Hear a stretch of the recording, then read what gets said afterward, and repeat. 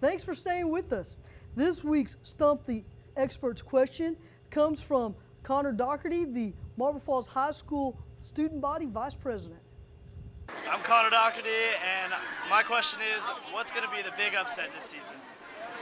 All right, Judge, from Connor, pick your upset, the biggest upset this year. Well, based on the performance of the Bulldogs Friday night, I'm going to pick Burnett to upset Lampasas. Now, you have to remember that Lampasas is my alma mater. I graduated up there about 100 years ago. But Burnett made an impression on me Friday night, and I think the Bulldogs are going to beat Lampasas, and that will be the upset of the year for me. Roger? Well, I think I have to agree with the Judge for one time. I think that's going to be definitely I think it's going to happen. I really do. It's going to be a huge upset. Billy? I think Llano can beat Burnett.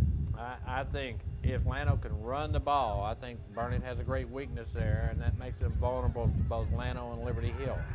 It's a matter of whether Burnett can score enough off the passing game and then use that good defense to stay in the game. But I think Llano has a real chance. Well, one thing about Burnett that we've seen, I feel like that they're emphasizing the run a little more in the hopes that that opens up their passing game some.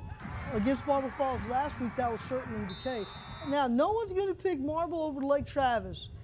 No one feels that Lake Travis is vulnerable, that after the loss to Aledo, do y'all feel that Lake Travis rather is just going to get on a roll again? If Brewer starts at quarterback against Marble Falls, I'd be reluctant to pick Marble Falls.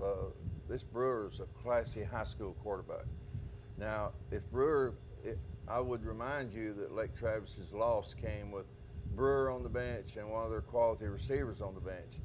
So it's not like they were at full strength in their loss. I hope that we can beat Lake Travis. We're going to need to pull an upset down the road. The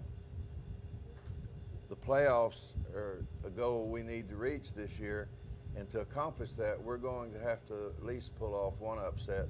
So I might just throw in my number 2 pick upset of the year is Marble Falls over Lake Travis, and that's the game that's at Marble Falls, and we're going to need that game bad enough, and that I'm going to take a chance on this and just predict that the Mustangs win this one.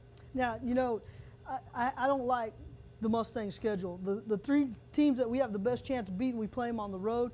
The 3 teams that will give us the most fits, we play them at home. On the other hand, if you're going to beat Goliath, you want Goliath to come to your house and have to beat you at home.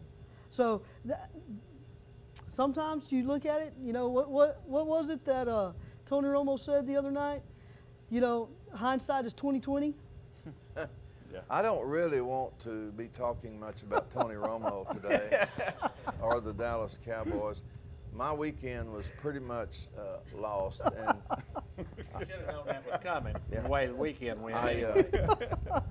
I'm hoping. I'm a Dallas Cowboy fan, but I actually was very disappointed Sunday night, and they need to play better, and soon, by the way. Well, we'll see. Guys, I just want to make mention, Faith Academy is going to be traveling to Prairie Lea. Prairie Lea is the site of the very first 6-man football game in the state of Texas in 1938. By the spring of that year, or within a few months, there were 55 6-man football teams in the state of Texas. That's cool. And can you now imagine where we are? I mean, I don't know how important 6-man football is outside the state of Texas. Everywhere I went, it was always 11-man football. But if football is truly a religion in the state of Texas, a lot of outsiders say that the best example of that is to see the 6-man football in the state of Texas and know that it is possible to play 6-man football and be really, really good at it. Well, Prairie Lea is just a fantastic community, but Faith Academy is on a roll, so I'm picking Faith Academy to win this ball game. And I agree with you. Faith Academy, Dylan Robichaux, Travis Roeder, some of those seniors, Brandy Burton, they are really putting their best foot forward. And boy, what Ross Roberts has done with that crew. Great. Congratulations to them. Thanks for joining us. We invite you anytime you want to come back to the press box.